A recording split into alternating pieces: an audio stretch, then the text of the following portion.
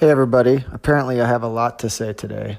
So the next thing on my mind is crypto. I haven't been trading crypto as much lately because it's slowed way down compared to what it was, so it hasn't really been worth it.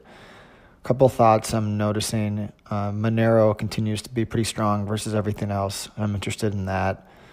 Bitcoin's tough for me because I don't really know how to value it. I think you have to look at it as a store of value, kind of like a digital gold. This is nothing new to everyone, but something that's going to be an alternative asset, has a huge developer backing, is entrenched because it's the first mover.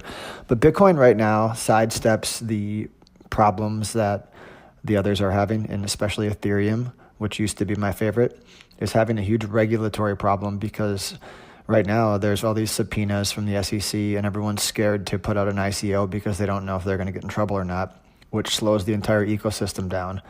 And everything just kind of screeches to a halt. And you can see Ethereum's been pounded relative to the other ones.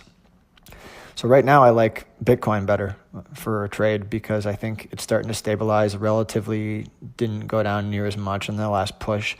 So Bitcoin, I think, can potentially hold its ground here. We'll see. Ethereum, I'm much more skeptical on until the regulatory environment gets cleared up, which you would think happens mid-2018.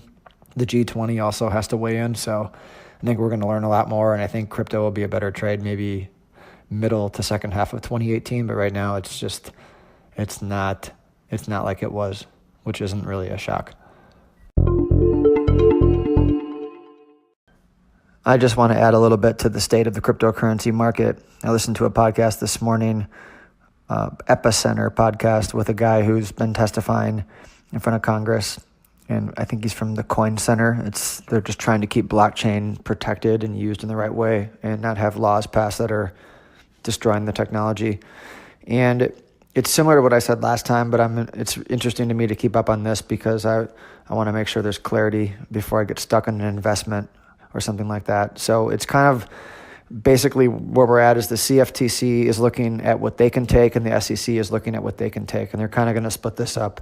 CFTC is probably going to be doing stuff like, is there pump and dump schemes? Is there manipulation? That's the stuff they already do. They're going to start doing that. And the state money laundering license stuff will hopefully go away and they'll have one license from the federal level. And the SEC is going to be looking at new issuers and making sure that they're not shady and judging if something's a security. So that's kind of how it's going to work. The big gray area still is it a security or not?